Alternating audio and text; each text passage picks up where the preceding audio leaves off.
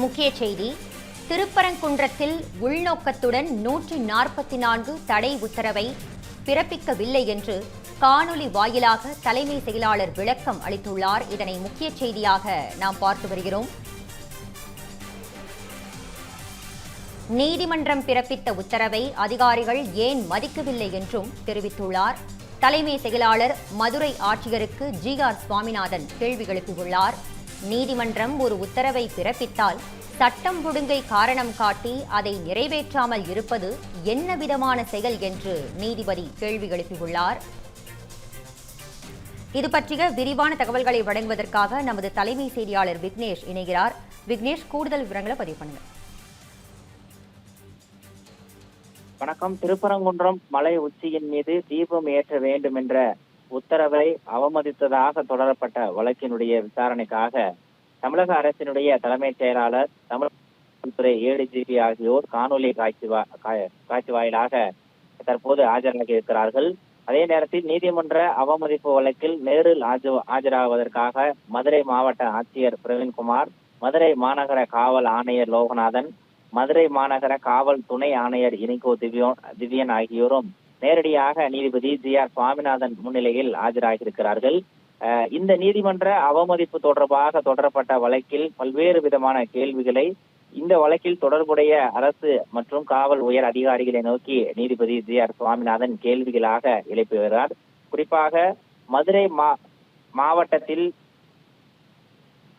மாவட்டத்தை பொறுத்தவரையில் நீதிமன்ற உத்தரவுக்கு எதிராக 144 தடை உத்தரவு பிறப்பிக்கவில்லை எனவும், அங்கு ஏற்பட்டிருக்கக்கூடிய பதற்றமான சூழலை கருத்தில் கொண்டே அந்த உத்தரவு பிறப்பிக்கப்பட்டதாகவும் தமிழக அரசினுடைய தலைமை செயலாளர், அவருடைய வழக்கறிஞர்கள் தங்களுடைய தரப்பு வாதங்களை தொடர்ந்து முன்வைத்துக் கொண்டிருக்கிறார்கள். இந்த நிலையில் மதுரையிலும் திண்டுக்கல்லும் அந்தந்த மாவட்ட ஆட்சியர்கள் நீதிமன்ற உத்தரவுக்கு எதிராக ஏன் 144 தடை உத்தரவை பிறப்பித்தார்கள் என்ற கேள்விக்கு தான் அந்த மாதிரியான பதில்கள். குறிப்பாக அங்கு ஏற்பட்டிருக்கக்கூடிய பதற்றமான சூழலை தணிக்கவே இது போன்ற நடவடிக்கைகள் மேற்கொள்ளப்பட்டிருப்பதாக அரசு தரப்பு வழக்கறிஞர்கள் தங்களுடைய விளக்கங்களை பதிலாக அளித்துக் கொண்டிருக்கிறார்கள். நீதிமன்றத்தில் காணொலி காட்சி வாயிலாக தமிழக அரசினுடைய தலைமைச் செயலாளர் முருகானந்தன் ஆஜராகி அவரிடம் நீதிபதிகள் கேட்கக்கூடிய அந்த கேள்விகளுக்கு பதிலளித்துக் கொண்டிருக்கிறார்.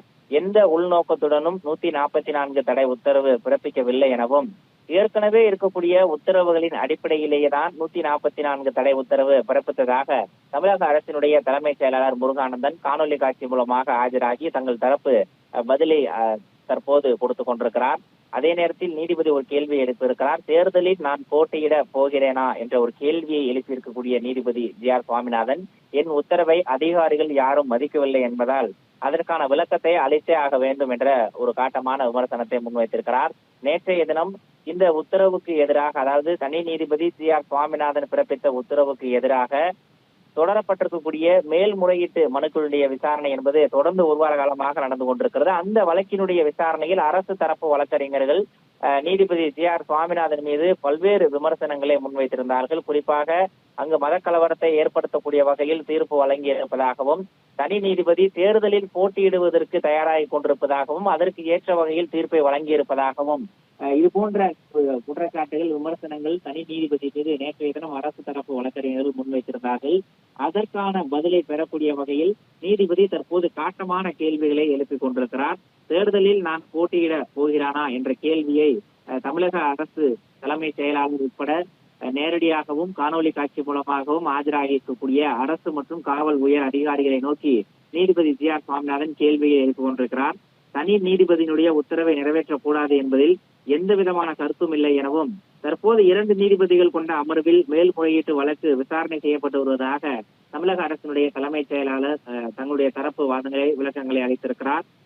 மேலும் நீதிமன்றம் ஒரு உத்தரவை பிறப்பித்தால் அதை சட்ட ஒழுங்கு காரணம் காட்டி நிறைவேற்றாமல் இருப்பது என்ன விதமான செயல் என்ற ஒரு கேள்வியும் தற்போது நீதிபதி எழுப்பியிருக்கிறார். வழக்கினுடைய விசாரணை தொடர்ந்து நடைபெற்று வந்த நிலையில் 4 வாரங்களில் நீதிமன்றம் கேட்ட கேள்விக்கான பதிலை எழுத்துப்பூர்வமாக தாக்கல் செய்வதாக தமிழக அரசினுடைய தலைமைச் செயலாளர் நீதிபதியிடம் கேட்டுக் கொண்டிருக்கிறார். அதனை ஏற்று அவரை காணொலி காட்சியிலிருந்து விலகுவதற்கான ஒரு அனுமதியை அளித்து வழக்கு விசாரணையை ஒத்திவைப்பதாக நீதிபதி ஜி.ஆர். சுவாமிநாதன் தற்போது அறிவித்திருக்கிறார்.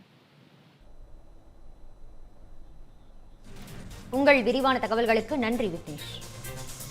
13 years of trust, a revolution of gratitude. 100% assured appreciation. With gratitude, G Square oda 13th year anniversary offer plot villa apartment எது புக் பண்ணாலும் 25 வருஷத்துக்கு பவர் இருக்கும் ஆனா EB bill இருக்காது. Up to 5 kilowatt solar panels with no additional cost ஓட கிடைக்கும். Zero EB revolution. To book, call 8939710009.